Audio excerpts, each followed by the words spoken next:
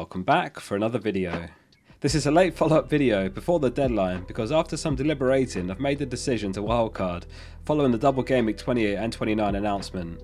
I'll run through my wildcard team and explain the logic behind the decision making. It's a late one tonight, but I feel like I'd be letting you all down if I didn't do a video on this. I must clarify though that I'm waiting until the deadline stream to activate the wildcard just in case of any last minute news. There is a storm in the UK at the moment which has caused a few postponements to Friday fixtures in other leagues. It's unlikely to affect the Premier League, but there was no reason not to wait as I was unaffected by price changes, having made my non-wildcard transfers already. If you would like to follow my team throughout the season, don't forget to hit subscribe.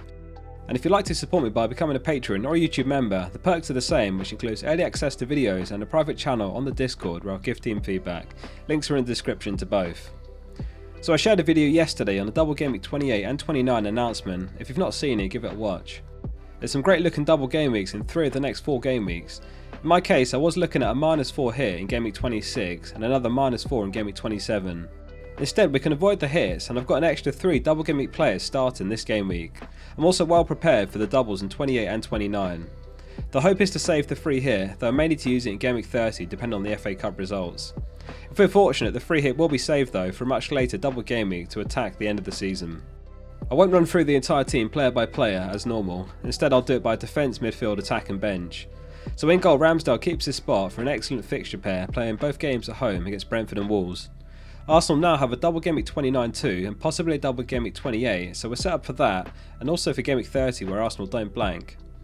It's a back 4 for the double, and Trent also keeps his spot. Tierney, Saiss and Robertson all come in. I'm on the fence between keeping Robertson, who has more upside, or switching to Van Dijk, who is lower upside but his spot is more secure.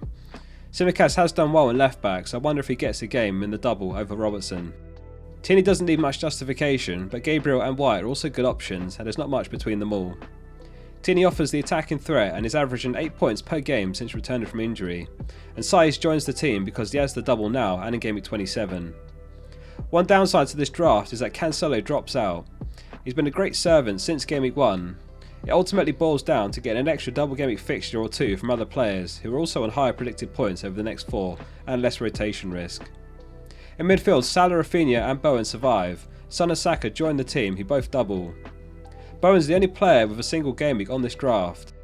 Spurs and Leeds also got an extra double game week announced. Leeds double in Gameweek 28 and then they face Norwich in Gameweek 29. And Tottenham face Everton in Gameweek 28 as a single, and then they have a double in 29 against Man United and Brighton.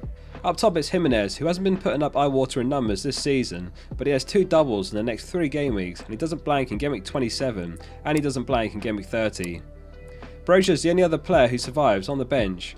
Sarr, Weghorst and Digne also come into the team, who all have doubles on the horizon. You could make the case for starting Weghorst over Saiss, they're about the same on predicted points. So as mentioned earlier, wildcarding now does save me back-to-back hits in Gameweek 26 and 27. The other strategy would be to triple captain this game week and then wildcard in Gameweek 28. This gives me the benefit of being more prepared for Gameweek 28 and 29 just in case anything changes.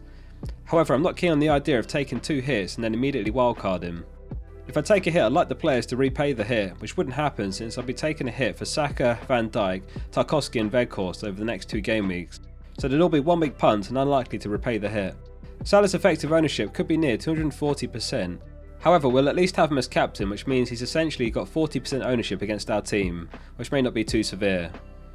If anyone's not used fpl.team, it's a really handy website for planning ahead, and I just wanted to show how the team shapes up for Gameweek 28.